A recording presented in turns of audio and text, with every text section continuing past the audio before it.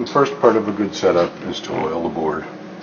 Make sure that the wood is well fed so that the fingerboard doesn't shrink and then the frets pop out, but it also maintains the stability of the neck if you keep it oiled. And it keeps the fingerboard from absorbing stray moisture and seals it. How often is regular for doing this? I usually tell people when they first get a bass that they should oil the board every time they change strings. Okay. Most people that I know change strings once a month. Okay. And that's fine. This board is pretty well oiled, so it didn't soak in very much. Okay. But usually if you haven't oiled your strings in a while, you'll see the oil just right into the wood. Okay. And then you oil it again. And you oil it until it begins to soak up. And you end up with a surface that looks kind of like this. Okay. So now we're going to string the bass.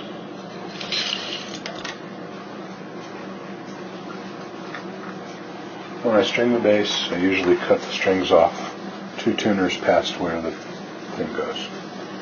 And that gives you 3 winds to wrap around the peg, which is enough.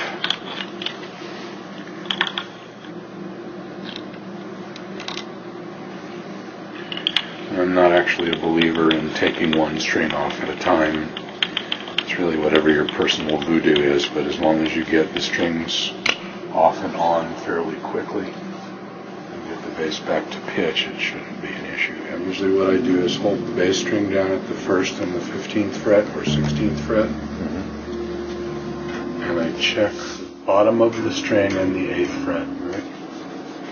You want enough clearance to be able to slip a fender pin pick between the string and the fret without deflecting the string. And then you can slide your finger back up to the end of the board and see if you have a little ski slope going on, because the truss rods usually adjust here from the 5th to the 9th fret. Okay. So if the neck is warped up here, it'll show 4mm Allen wrench goes there, and you want to turn it clockwise to tighten the rod. There's a neutral spot in the rod at which there is no tension in either direction. And if you go clockwise from that point, it makes the neck bow back. If you go counterclockwise from that point, it'll force the neck up. Okay. Right. So once that's done, you come back and you test string height again. You can go just a little further. Slide back to the 15th, and you come to the 8th, and there's still clearance. About the same, which means the neck is really very straight. Okay. So that part's okay, actually.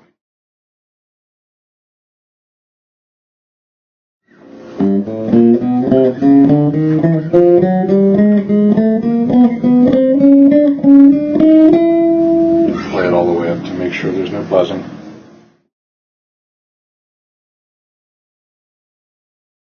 So from the top of the fret to the bottom of the string, you want about a 1/16 of an inch, 230 seconds.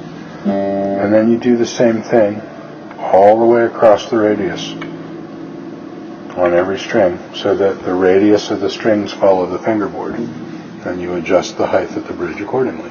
Okay. For buzz feet, you match the open note against the 7th fret 1 cent sharp rather than the 12th fret harmonic against note.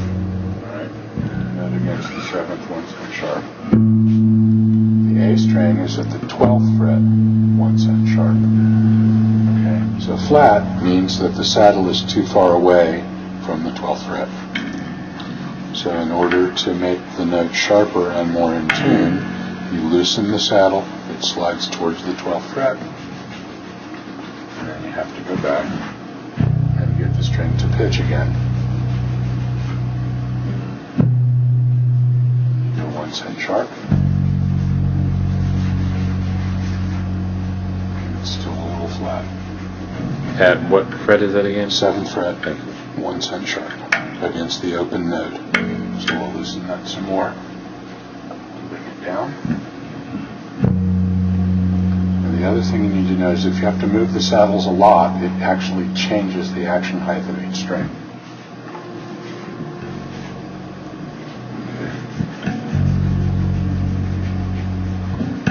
The other thing is that brand new strings stretch a while, so you can't really intonate a brand new string instantly because tomorrow it'll be different. So clumsily. Now for the high strings, they're tuned 1 cent flat at the 12th fret against the open note. So sharp means that the saddle is too close. You have to pull the saddle back away from the 12th fret.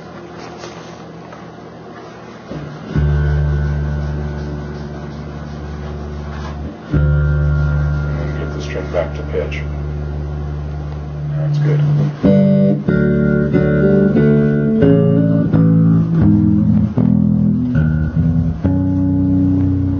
And so as you play up the neck on a guitar or bass, you're more out of tune to the same notes on a piano.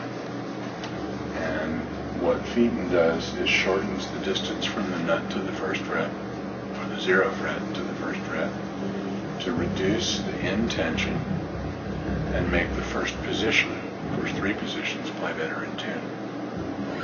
But in order for that to work, you've now thrown off the entire scale.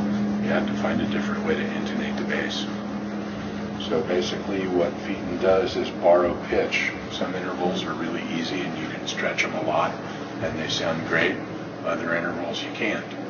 So by doing this formula, basically you have borrowed pitch from forgiving intervals and loaned it to other intervals that are not forgiving. So as you play up the neck,